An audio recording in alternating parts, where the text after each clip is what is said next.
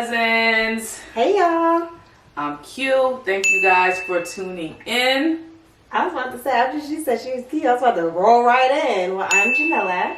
And if you guys are new here, welcome, cousins, family members. If you guys haven't already, make sure y'all subscribe, please. Send this video around. We need to run the subscriber run up real quick.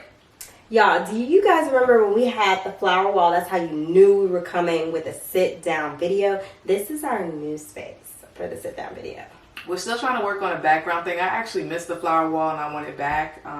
If you guys want the flower wall back, let me know. That would take a lot of work to get it back. But. Right. So we have pictures up here. I just wanted it more close in so we can feel like we're having like a little intimate conversation. And we are sipping on some wine. What are we drinking, babe?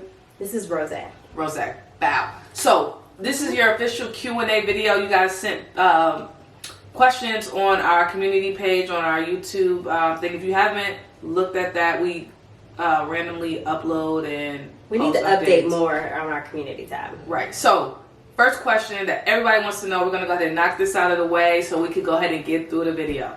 When is baby number 2 dos? What is it in French? Duh. Coming. So seriously, all right, babe, I'm gonna give you the floor. Woo. Oh. I mean, I'm not getting pregnant anymore, guys. It's not gonna be me this time around. So it was very rough the first time. Right. So the idea is that we don't want Harper to get too much older, because she, although I love, only children. Homegirl already got a lot to work with. So we want her to learn how to share, learn how to compromise, all those good qualities that comes with having a sibling. Not only do Q and I have to decide when it's a good time, she also has a third parent. So it's also the timing of her father as well, her pappy. So I think maybe soon. Wink, wink. Yeah. So, of course, Jamilla has 100% committed to this, but I will be sharing her journey all the way through. I do regret not sharing some of the troubles and hardships we went through with Harper with the NICU, because I really think that sharing that story would have helped someone. So this time around, I am bringing the camera. I am paparazzi. I am following her to all these appointments. So when Jamilla gets pregnant, it will be a whole thing. Y'all get baby bump updates, all of the above. Good news, bad news, all that. Me. If y'all didn't think that I curse, I absolutely do, and you absolutely will hear it. She does curse. Y'all hope y'all think she don't curse. All right, so we wanted to get that out of the way. Baby number 2 is coming. We are not pregnant yet, but the plan is to start very soon. Okay, so the next question was, do you think that children coming up now will be better or worse than we were coming up as millennials? Is the next question. I think it's a twofold, because I think we have a lot more parents, like I see a lot more like fathers involved in their children's relationships more than when we were coming up, like in the 90s. I guess you came up. Did you come up in the 90s? What do you consider? I was born in the 80s, but yeah. Yeah. And then also, but then social media too. So I feel like parents now, we're a lot more aware of our childhood traumas. I think we're a lot more likely to go to therapy, and we're trying to be aware and parent a lot more consciously. But then social media just changes the game, because now you have to parent against that. Like my mom used to say, my voice is going to be louder than like a rap song, right? Because in the 90s it was like, what is this rap music? And then she would have to say, like, I don't have to worry about my children with rap music because my voice is louder. Our voice has to be louder than social media now. So that's just a double-edged sword.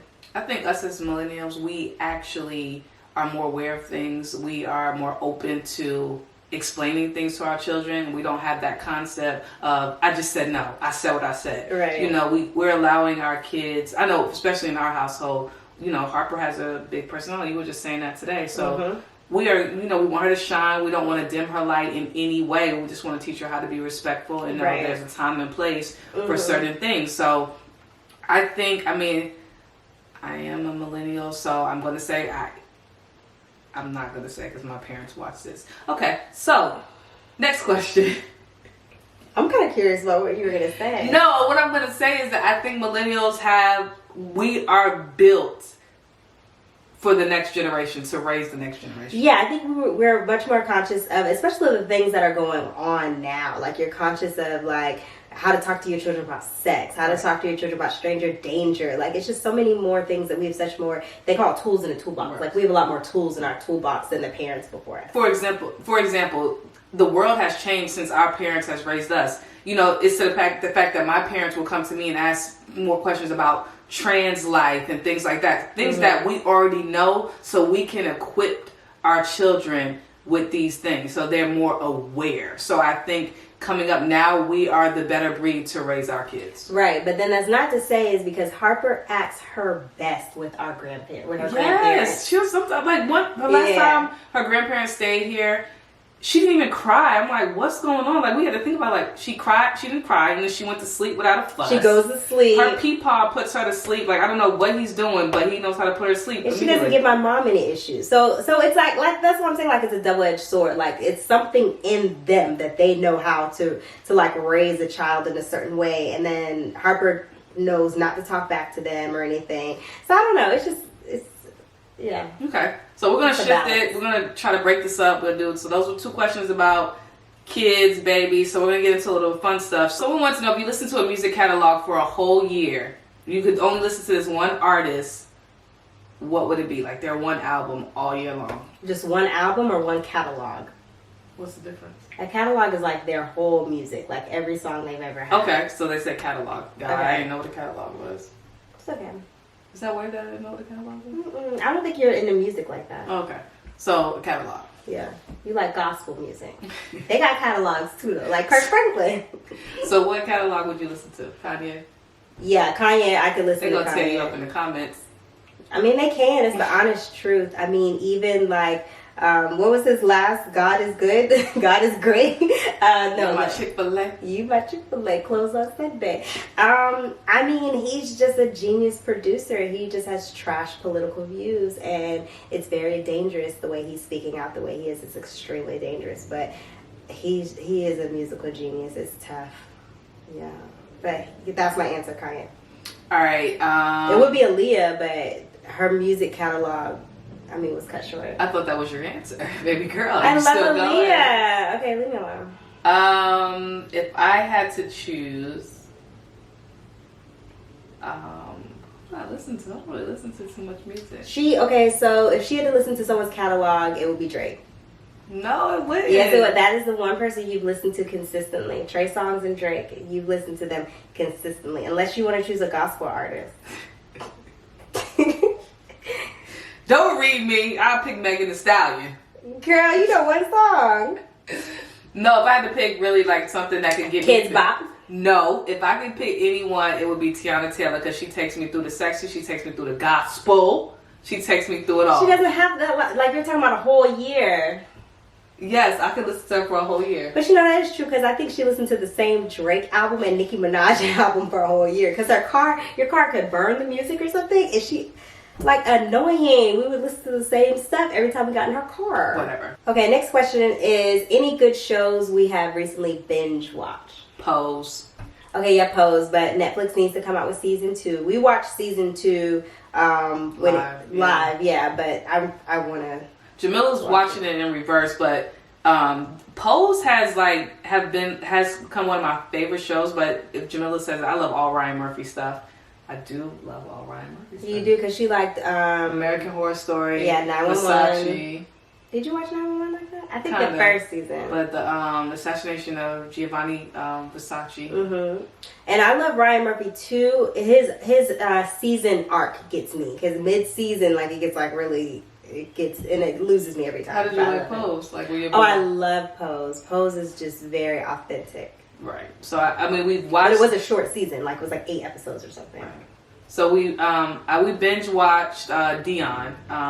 Was that the voice? I don't think that's what it's called. It's called Finding Dion, something like that. But yeah, that was really like out of the norm for me. But I watched that in a day. What else have we watched? I love like shows like Schitt's Creek. it's like that's like I gotta catch up on super. that. Yeah, you do. It's so funny to me. Oh, guys, guess what I'm binge watching? A Different World. She's so late. I've never seen it in my life, and I've become a junkie. I'm on season 4 right now. If you guys wanted to know, Dwayne and Whitley are like together right now, and that's as far as I got. I have not seen Jada, for people who ask, and I have not seen Tupac yet. You said what seasons? They know. So also season 1, she was like, "Oh, I just love Denise and Dwayne," and I was like, "Womp womp." Like I didn't say anything, but in my head I was like, "Womp womp." So yeah. So now we're gonna jump into a relationship questions from you guys. You guys did awesome with the questions, by the way. So this question, we're gonna just speak it real raw. I don't know Jamilla's answer. She don't know my answer. It asks, have you ever thought about walking away from this relationship? Well, okay, so I'll tell you what she has said to me, right? Because for some reason, people like to tell me things like preventative. Like my mom used to fight me for preventative measures growing up. She has told me that if I decide to walk away, it will be very expensive. It is cheaper to keep me. Okay, no, I haven't. And I can be honest too. I've never ever thought about walking out of this relationship. But just to be honest and transparent with you guys, you know, after we had Harper, I lost my job. You guys know I got laid off. I explained that story. And although I was still getting money for my severance, you know, we were starting to look for a home. So although my work life wasn't progressing, my home life was. It was time for us to move into our single family home. But you thought I was going to leave you. I thought she was going to leave me. And I think I said that in an argument, like, because, you know, I was feeling like my money was getting ready to run out. Like I had 2 months left of getting full-time pay, and I didn't have to secure a job. So I thought she was going to leave me. Oh, this is a good story. Should we save this for a story time? I don't think it's long enough for a story time. So Okay. we're like with our realtor, who's our friend now, Serena, who we like love. So this is funny because we talk about this with her too. So we're walking through a home in the city that we ended up moving in, but a little further out. And you know, Serena was just very direct as she is. Like, these are your 2 options. If you put earnest money on this home and you sell your current home, you could be out of your home. So are you guys prepared for what that could be? Like moving out of your home, potentially getting transitional home, renting. What does the next step look like to you? I had already thought this out. To me, this seemed very logical. You sell a home to purchase a new home, you're going to have to be in the middle. I hadn't thought about Harper. Like, what does that look like with a child, right? So this one right here is just like, no, we're not moving. I don't want to move. And I'm like, so you got me out here. You dragged me out the house, and our friend, our realtor at the time, out the house to look at a home to say that you're not ready. So we get in the hard. We have like we haven't argued like that. That's probably maybe our 4th argument that we've been together. We don't argue. Harper just went to sleep on it. She said, "Y'all crazy." And then she basically said that if you think you want to leave, tell me now. And I was like, we trying to purchase a house together. Like, what are you talking about? I was crazy. I was going through a rough time, and you know, now with my therapy, and you guys, you know, I'm going through therapy. I've come to realize that you have to really be mindful what you're saying when you're in certain places, because things can stick with people that you really don't want to stick with them. So I was saying that out of a hurt place. Had I not said anything, I would have never said that, because I would have thought just simply what she said. You're out here trying to buy a home with me. You know my circumstances. So her leaving me was never, ever on her mind. It was on mine. And I think I'm just not, I don't want to say I don't think about money, but I'm not with her for the money. Jamilla makes more money than me. It's okay. And I'm not, you know, it doesn't make me feel any type of way, because she doesn't make me feel any type of way. Like, it all feels like joint, you know? Because it all going to one account. Like, I spend that paycheck. I spends the paycheck. Hello? So I could understand. Wait, pause. I'm going to ask the question myself. Do you wish you had someone that made more money? No, I just wish I made more money. So you would always be comfortable with whatever I make? Yeah. Because if I think like, if I have, I'm gonna get you a Jamilla. No, because if I think like, okay, so like honesty, like we moved into a new house, we doubled our mortgage. So now I'm thinking I need to double my salary. I don't think like, oh, Q needs to go out and get another job and double her salary. That thought actually never. But I am trying to do that, yeah. But that thought never comes across my mind. It just makes me think like, okay, well, I need to get a couple of other streams of income to make sure they're coming into the house. Right. Okay. That's my thought. So she was having this whole narrative in her head, and that's what happened. I think the only time... I love you, babe. I love you too. I don't want to get lipstick on you. So that's why you gave me the little... Yeah. So, yeah, I just don't think... And I don't make a big deal out of money or anything. I mean, I think we're comfortable and we're very blessed. So I just keep it at that. Okay. What I do think about is like, I want her to get on this social media and I want her to get on this YouTube. Okay. And be in our back. I do need to get a bit more active on my social media, but I'm about to start taking pictures. All right, so we're going to wrap it up because I don't want to make this a part 2 type video, but I think this was just a fun catch up with us. So just to circle back on our videos, a lot of people never got Jamilla's feedback on how dealing with a partner that has anxiety. I know a lot of you guys could relate and everything. I'm going to answer one quick question. People asked if my anxiety came after having Harper. I think it did. I think I was more aware of it after I was having Harper. So if it was there, I don't know. Did you notice me having anxiety prior to? No, I think, now that I'm thinking about it, I think the conversation has come up a couple of times. Not of you leaving me, but like every year, you leaving me leaving you. I didn't mean to say it like that either. Every year we've kind of like been through something, and I think it's been like you've had surgery one, so then you've lost your job, they let you go. So we've kind of had some things that a couple of times it was really out of Q's control, right? So it's been a couple of conversations like, dang, like every year it's kind of like something, right? So for me, I think my emotions are more kind of like even kill. I get angry quick, I think, but I'm not like up and down, and I'm not extremely moody. If I don't want to deal with someone, I literally go by myself and like go somewhere. She wants to be around you and be moody.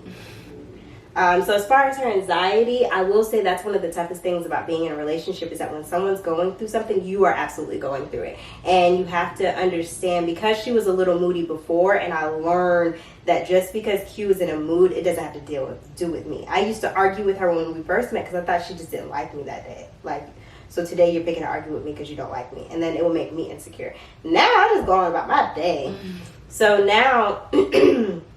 when I feel that she is getting a bit anxious, I try to respectfully ask, hey, are you doing the exercises that... Are you doing what your therapist said? Have you scheduled, No, but she does say sweet things like, what expectations do you have for this? Or like, is there anything that I can do? Like, what's on your mind? What needs to be done? No, because I think that's one thing that we argue about. Like, I've noticed that anytime we're having like a big party or an event, we're going to argue right before, and it's always timing. Because I like to get ready right before the event, and I need an hour and a half to get ready. I tell her this every single time. For some reason, she likes to get ready around the same time.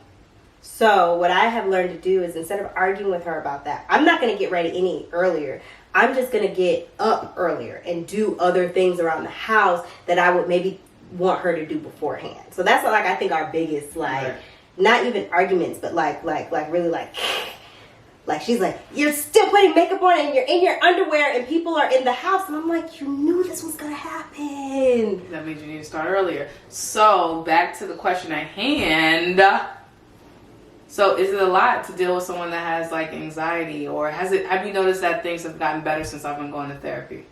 Yeah, they definitely got better. New therapist? No, I don't think you need a new therapist. It just never impacted me and how I feel about her and our relationship. It was really something that she's never going through anything alone, but it was something that she was going through internally. So it never impacted our marriage. And sometimes one thing I do love about Jamilla is that like some things that I'm like anxious about, like I told you guys about the Atlantic traffic and accidents, and she'll bring it back and say, well, like, I think everybody thinks about that. Or like I'll go into these long tangents in my mind about like, oh my God, I hope I don't die. And Harper has to just deal with the memories of me. And she's like, people probably think about that all the time. Like, they want to live a long life with their kid. Yeah, so. I can be emotionally, I don't want to say void, but it's a good balance for us. So when I can hear her triggers, right? And if I hear that, I have to try to respectfully balance it out. I don't want to dismiss it because they're valid concerns. And I have valid concerns too. Like, I'm scared of dying. I'm scared of not being with Harper. I'm scared of things happening to Harper. Like the worst fear is like being in a world without Harper, right? But I just try not to think about it. And then for me, I'm like always thinking about it. So it's like a good balance because, you know, she can calm me down from that. So I'm always like, dang, let me not do this because I don't want to like ever be without my child. So I'm like always thinking about that. So, but I will be very curious to see how Jamilla is after these hormones hit that ass. Yo, I know. I think so. I really, if you guys have recommendations for vitamins, right? Because I don't want to have baby brain. Baby brain is a real thing. It's a real thing. It still has baby brain. It's a real thing. So I could already be a little la-di-da. So I can't afford it. I'm glad she said that. She could really be omega. I think I'll get some omega something, yeah. I'm la-di-da about certain things. Like certain things I'm sharp about, and then certain things I'm like today, she had a whole ordeal on the phone. We're on the phone. She didn't know if she tipped Harper's hairstylist. I was like having a moment because like I absolutely love her hairstylist, and I couldn't remember if I had tipped or not, and I was about to turn the car around. Was I'm like, get Harper out, just send her a message and cash that. I like to be a good tipper because the people that we make connections with, I like to keep them around because I like to build relationships with people. But I did tip her, y'all. Well, I hope you guys enjoyed this Q&A. It was a little different, but yeah. I think it was fun and things we could talk about. So if you guys have any other sit-down videos, I mean, we can do an advice session for you guys. I would like that.